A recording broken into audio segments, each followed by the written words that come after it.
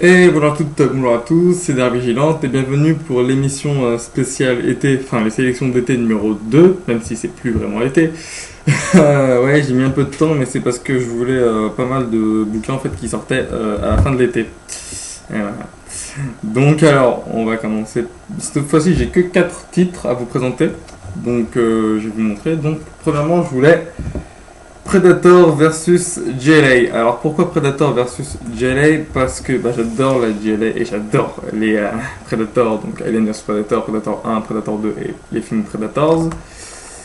Et parce que je voulais voir ce que ça pouvait donner, vu que en fait les Predators, ils avaient déjà eu, il y a déjà eu les numéros Batman versus Predator et Superman versus Predator. Donc je voulais voir ce que ça pouvait donner. Et c'est bon, c'est quelque chose de très, comment dire, bon, c'est pas quelque chose d'extraordinaire non plus, mais c'est pas mal quoi. C'est clair, ça restera pas dans les mémoires, mais bon, ça reste quelque chose d'assez intéressant à lire pour ceux qui veulent avoir une idée de ce que peut donner un combat entre les Predators et la plus grande équipe de héros d'ici. Hein.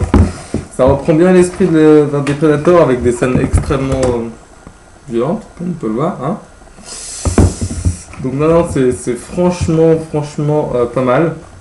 C'est pas non plus, comme je dis, exceptionnel. Mais ça vaut le coup d'œil. Enfin, moi, je trouve que ça vaut le coup d'œil. Donc ça vaut 13,95 et c'est édité par Soleil Comics. Donc voilà, Predator, GLA. Enfin, GLA versus Predator. Ensuite, on passe à Angel et Face, donc qui est un spin-off de la saison 9 de Buffy contre les vampires.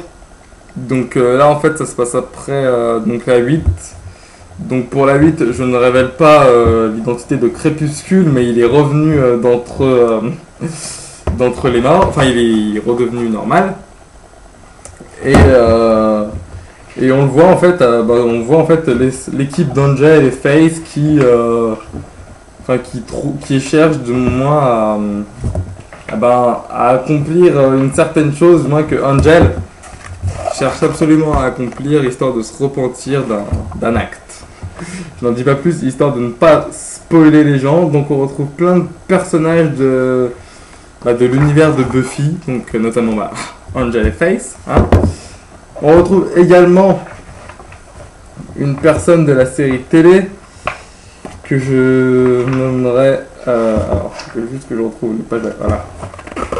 On retrouve Harmony, bien connue des deux séries télé Buffy et Angel. On a aussi pas mal de covers alternatives.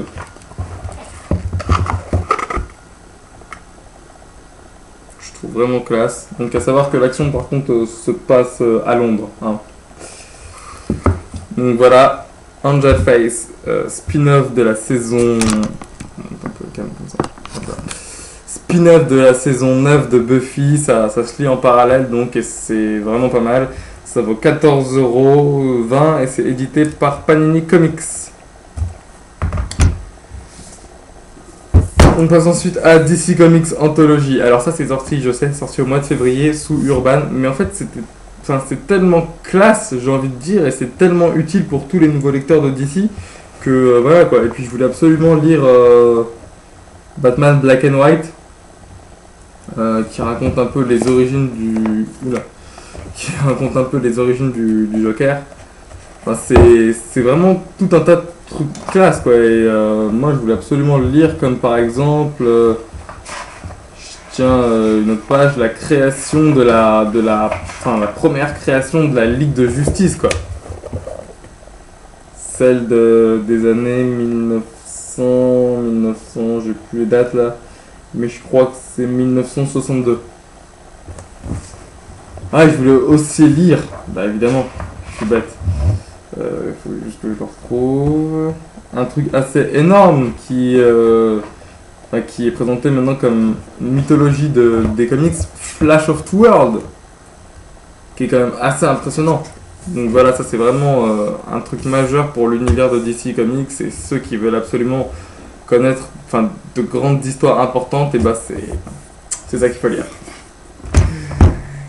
Et on arrive ensuite à un truc qui est vraiment classe, c'est en fait, c'est un guide sur la trilogie Batman, une sorte d'encyclopédie sur le film, sur les 3 films, et où on a en fait un peu les notes personnelles de Bruce Wayne. Par exemple, là, sur la Batcave, les notes personnelles de Wayne. On a aussi, je vais vous montrer ça, le plan de la Batcave. C'est vraiment quelque chose d'assez énorme en fait. C'est vraiment les notes les vraies notes de Bruce Wayne sur la Batcave, sur ses armes, sur ah oui, on a aussi les plans Batplane. Enfin, vraiment plein de petits trucs comme ça. On a aussi ah ouais, j'avais oublié. On a aussi évidemment un dossier sur le Joker avec la carte dans le film. Enfin, on a vraiment plein de trucs comme ça qui sont assez classe. À la fin, on a carrément un plan de Gotham City. Et je vais vous montrer quelque chose qui est encore plus énorme. C'est vers le début. J'avais pas vu la première fois que j'avais lu le bouquin.